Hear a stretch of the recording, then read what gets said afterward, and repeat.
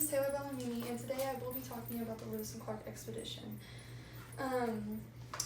So what I'll be discussing today in this speech is how Lewis and Clark met, the preparations that they had to do before going off, the journey itself, and their legacies, or what they left behind, what happened to them after their expedition. So Lewis and Clark actually met serving with each other in the U.S. Army. Clark actually was above Lewis, so because he was a lieutenant and Lewis was actually just a chief.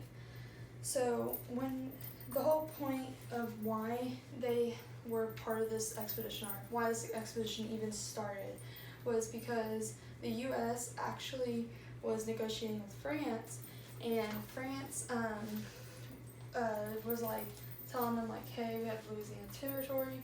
Well, so Jefferson really wanted Louisiana Territory, so we would have control.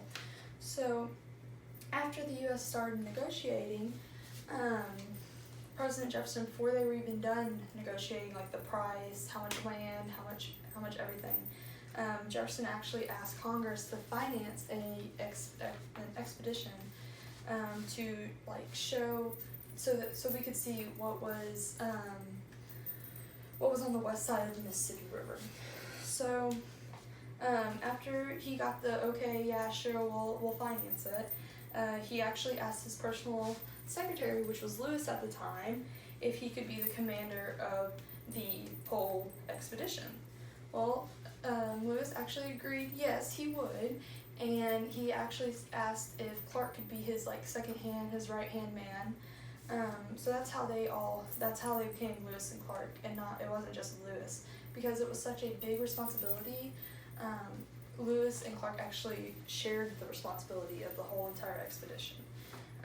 So before they actually left, Lewis actually started studying medicine, the stars, zoology, some existing maps and journals of the region that they were so they knew what they were getting into. So after Lewis met up with Clark in Clarksville, he gave him the custom-made boat that he had made. It was a 55-foot Neil boat, and Clark actually took that up the Mississippi River, and Lewis followed behind him in horseback. The only reason why Lewis followed behind in horseback is because he was still getting additional supplies medicine, camping gear, surveying instruments, clothing, medical supplies, maps, weapons, and so even gifts for natives, the natives, because they knew they were going to encounter. At the start of the journey, Lewis knew it was not going to be a small, easy, simple, little expedition. He knew it was going to be tough, and he knew it was going to be long. So the journey actually started in St. Louis. That's where Clark and Lewis actually met back up, because Clark had to go and get the corps, the little group that they put together of about 45 men. That's including Lewis and Clark. So Lewis and Clark actually met in St. Clair's, and then from there they started to head upstream about 15 miles per day. Most of the land, since most of the land was already occupied by Native Americans, the corps and Lewis and Clark actually encountered about 50 Native American tribes, and some of them were nice, most of them were nice, some of them were not so nice. But they did meet a really friendly tribe and decided to set up camp because they were going, because they didn't want to continue traveling during the winter that was coming up. So at that position, while they stayed there and while they camped and stuff, they actually met a pregnant Indian named Sacagawea.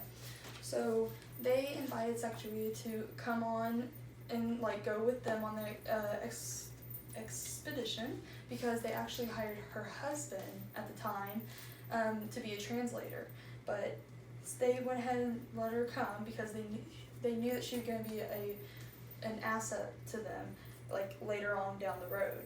And she actually helped them get across the Continental Divide because they couldn't really communicate with the Indian tribes that were there that had like the horses and stuff, and they needed horses to get through the Bitterroot Mountain Range actually. And going through the Bitterroot Mountain Range was actually one of the most toughest parts of the journey because a lot of the men suffered from survival,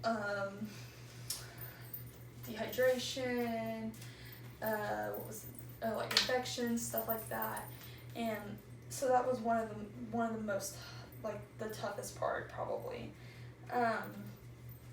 After they left there, they went ahead and continued down upstream, and once they reached the Pacific Ocean, they set up a camp so they could camp before the winter going back home, because who wants to be traveling in water whenever it's freezing cold outside? Definitely not me. But on March 23rd, 1806, they decided to pack up and head home. And once they got home, they went to Washington, D.C. and shared their story with President Jefferson. And they actually got paid double the price that they were already guaranteed, and they also received 1,600 acres of land, which, that's a lot of land. But so after that, President Jefferson actually appointed Lewis to be the governor of the Louisiana Territory, and then he appointed, sorry about that, and Clark was the actual general of the military group that was in the Louisiana Territory. Now, Lewis wasn't that good of a governor. He never married, he never had kids, and he always drank. So he wasn't a very successful governor. But Clark, on the other hand, was very respected, and he was like the high, like everyone loved him. And after Sacagawea died, Sacagawea actually gave, he told Clark that he could watch after her kids, give him guidance and just be the guardian of her kid. And I just thought that was really cool because if you look at the history of the two different, we always butt heads, but to have someone that respected to where an Indian actually gives them guardianship is just really amazing. And this was an amazing project.